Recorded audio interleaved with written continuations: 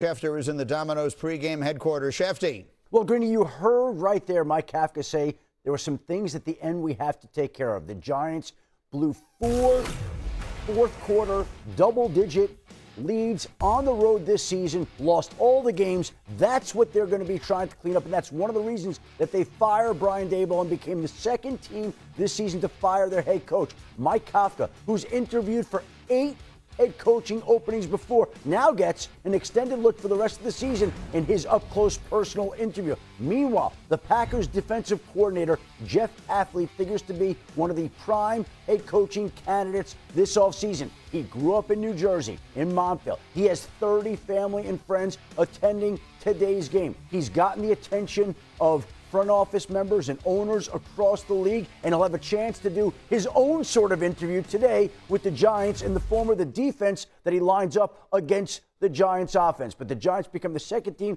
to change head coaches, and it'll be a big opportunity today for Mike Kafka and Jeff Hafley. Green. Absolutely. And for a lot of reasons, I think that this Giants job will be one that is very attractive for all the potential head coaches out there during the offseason. And there are 2 reasons why. Jackson Dart. 2 words as for the reason. Right. People are going to want to come coach this kid, but there were questions about him. He's out today with a concussion because of his style of play, and that is a major factor, Teddy. Yeah, and it's that style of play. I mean, we talked about it here at length. I mean, it was inevitable what was going to happen if they continued to use him this way, if they could not get to him and he could not understand that the way that you're playing. Do you remember when we showed him diving from the sideline head first into another player? Head to head. I mean, it's like you don't last. Black and white. Defensive players lift more weights than you do.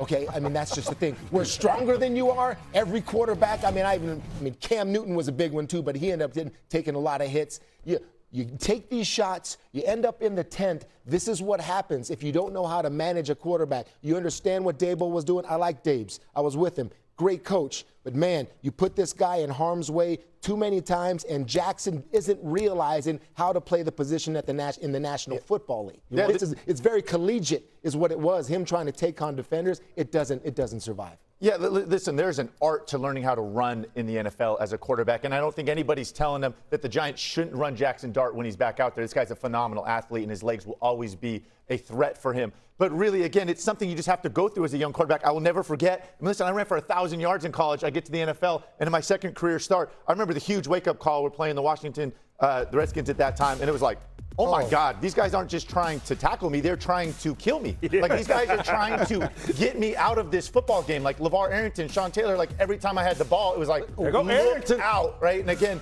and this is, again, something you just have to go through. And Jackson Dart will learn from this. And you think about the great runners in the NFL right now that are so good at this, right? Lamar Jackson is so phenomenal at not taking big hits. Josh has really learned this really well in keys, running the football, not taking the big hit. The thing for me when I look back at last week when he got the concussion, they were up by 10 points in the third quarter, right? Like, we don't have to continue to go to the well of calling his number in the run game, right? We really need to be better at picking and choosing our moments to utilize him. Why don't you go down there? I don't know. Just ask myself the same thing. To me, it finally happened. All of this talk about the Giants, how they had us up and down as analysts, as fans for the Giants, it was a good thing to see.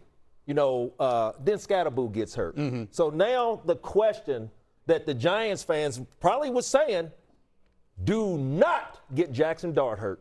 The most designed runs in the National Football League for your quarterback, the Giants had that. Daboll was designing the most runs with this young quarterback, and by getting him hurt. Going into the blue tent, I talked about this man was fighting for his life.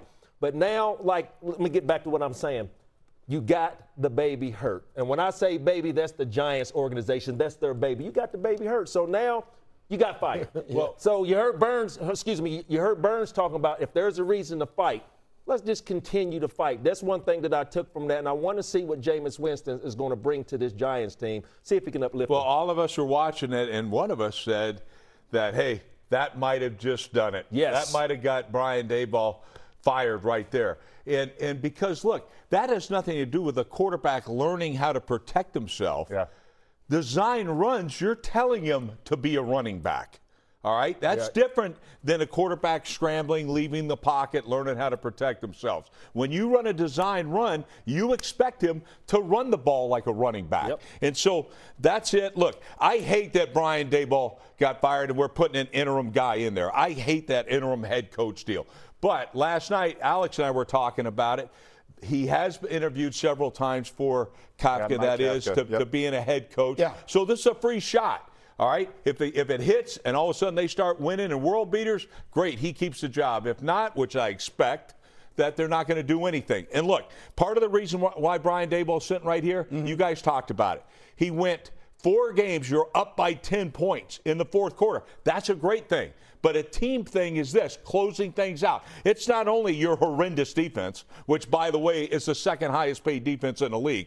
It's the fact, who did you bring in to run that defense? Uh-oh. All right? So, quite honestly, that's it. All right? You bring in a college guy with a lot of college experience, that's a mistake. All right? But that's a team thing. You got to be able to close out games. We call it a 4-minute offense. You got to learn to close out games on offense as well as defense. So we'll see if they do. They certainly didn't get that done. Shefty has one further thought for us. Shefty. Well, Greeny, the belief around the league is that the Giants did not do Jackson Dart any favors. They called 5 quarterback runs for him last week, one after he came out of the blue medical tent to be evaluated for a concussion. But there's also blame on the other side as well. There have been people inside and outside the Giants organization this past week that have been talking to Jackson Dart about getting down, about getting out of bounds, about sparing his body. And the best way to help his team is not getting the extra yard or two, but to make sure that he's okay to play the rest of that game and the weeks to come. And so it goes both ways in the feeling of people across the league. And that is why the Giants are at where they're at today. Absolutely. And I'll just say it again. Between Jackson Dart and Malik Neighbors and a lot of good young players on defense,